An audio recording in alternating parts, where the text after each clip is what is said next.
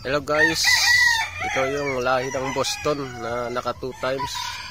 Yung na-vlog ko noon na baldado. Nagkalahi siya. Ito, 8 months yung lahi niya ngayon.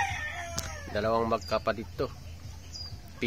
Pikom silang parehas. Pero sa paa magkaiba. Ito, yellow legs. Yung kapatid niya, white legs naman. So tara na guys, papakita ko yung kapatid niya. Ito yellow legs to. Ito guys, yung kapatid ng yellow leg na Boston. Ito naman white legs. Yan oh. Parehas sila 8 months.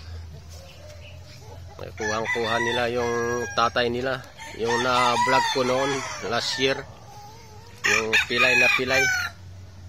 Pero kahit gumagapang nakakasampa pa na magkaroon ng lahi. Kaya ginawang broodcat na lang ngayon. Kaya hindi na mai-compete. So yan guys, ang lahi ng ating Boston.